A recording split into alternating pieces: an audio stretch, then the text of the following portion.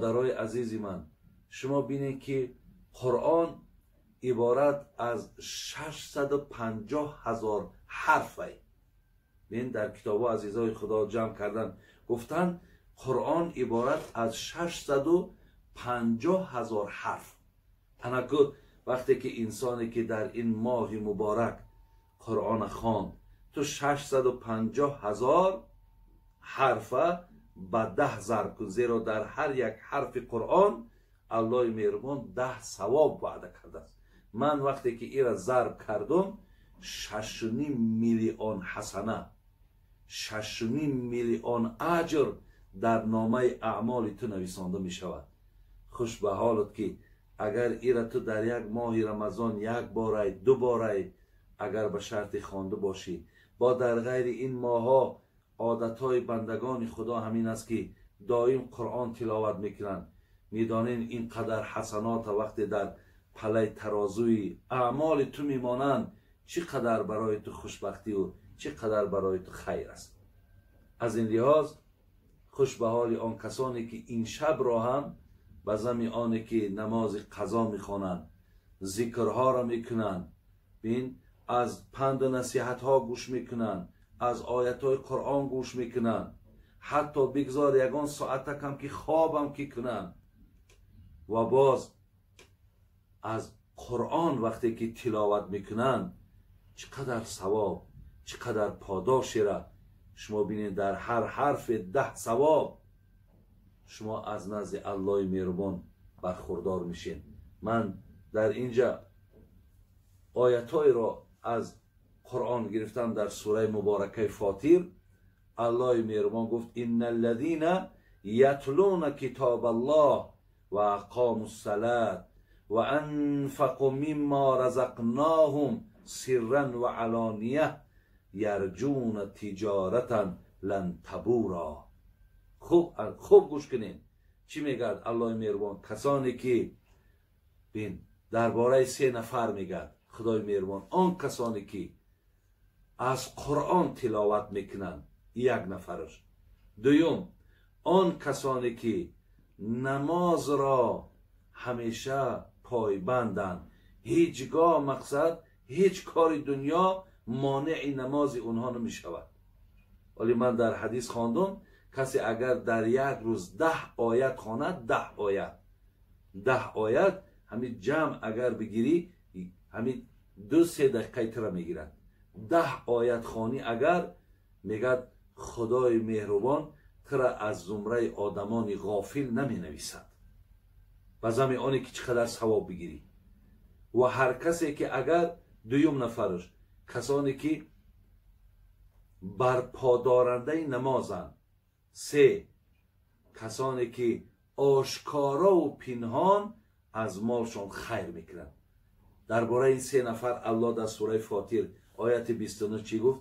کسانی که خب همیشه قرآن میخوانند، نمازهاشون ادا میکنند، از مالشان آشکارا و پنهان خیر میکنند، یرجون تجارتا لن تبورا.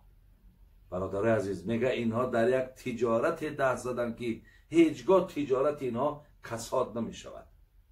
یعنی بین تجارت اینها با کورسی دلار کار ندارد، دلار بالا می رود پایان می رود. تجارت اینها با کرانتین کار ندارد. تجارت اینها با سیاست و با معامله های مثال دنیا کار ندارد.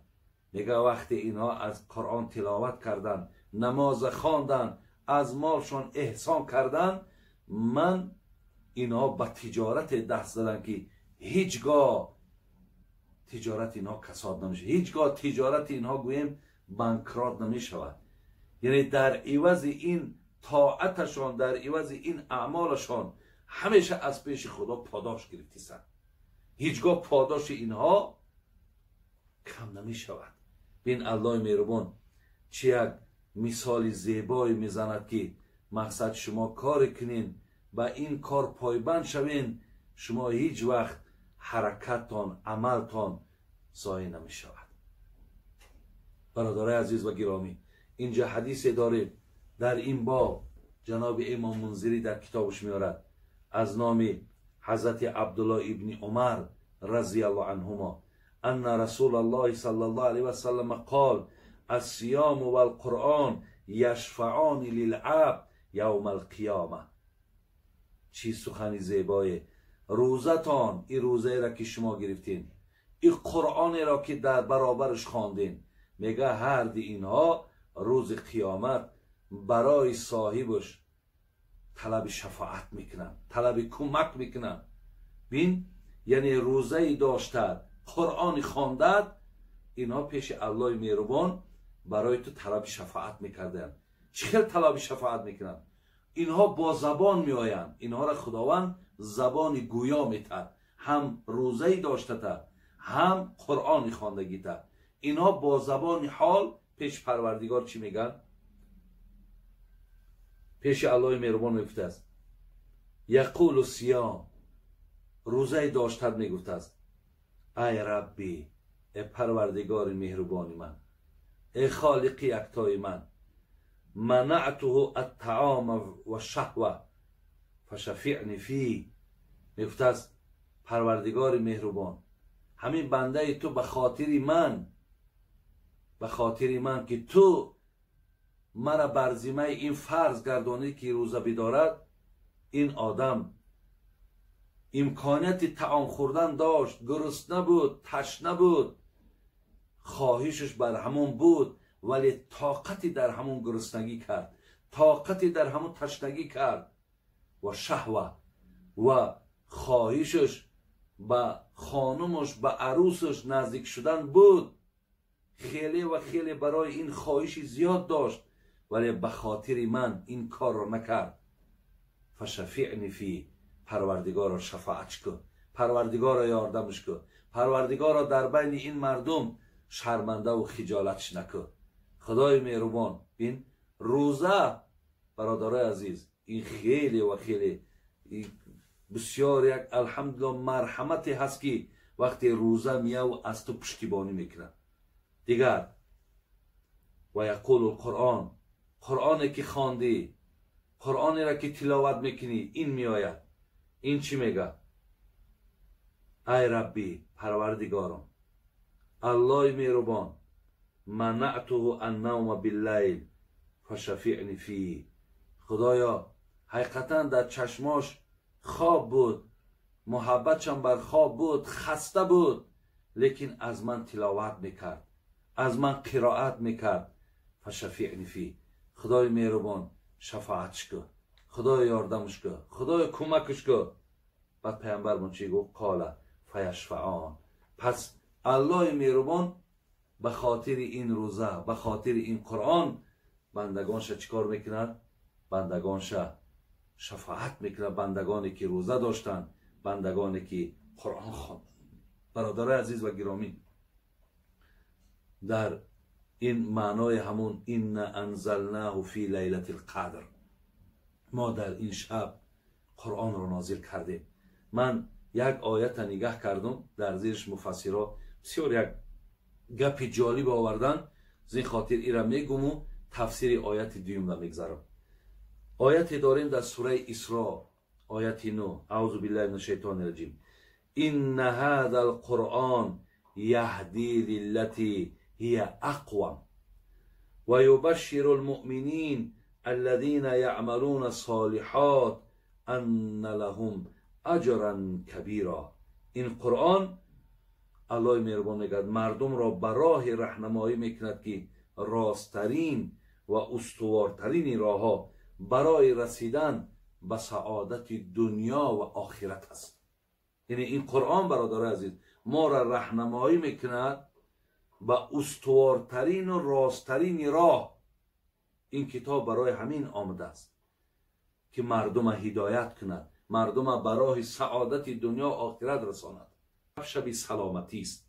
سلامتی مقصد چی است؟ سلامتی این که پیش خدا تو پاداش اجر میگیری و در این شبم شیطان به تو هیچگاه نزدیک شدن نمیتونه، حتی مطلع الفجر، تا وقتی که مقصد صبح میدمد جمع فرشته ها بعد عروج میکنن به سوی آسمان.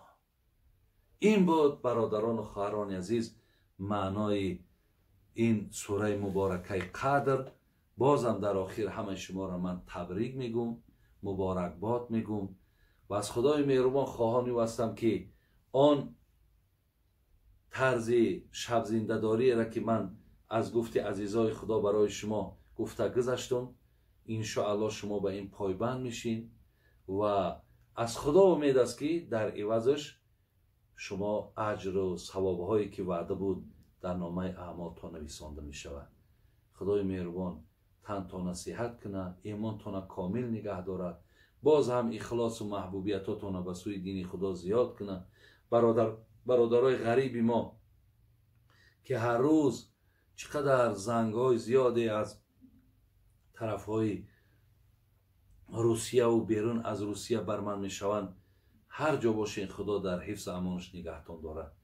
خداوند شفاتان تیه، خدا بیمارتان نکنه، خداوند باز کارهاتان در کشایش تیه. با الله مهربان این راه ها را کشاده کنه و با شما برای دیدار بینی نزدیکانتان و به وطن محبوبتان خداوند موفق و میسرتان کنه.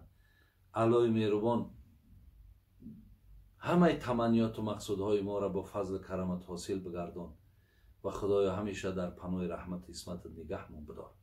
ربنا تقبل منا انك انت السمیع العلیم و تب علینا انك انت التواب الرحیم. آمین. سلام علیکم و رحمت الله. برادران عزیز، ثبت‌های نوی حاجی میرزا را هر روز سه‌شنبه و جمعه میتوانید از کانال نور تв тамошо кунед. ссилкаи канал дар описанияи видео дар омада обуна шавед ва интизори видеоҳои нав ба нави устод ҳоҷи мирзо бошед.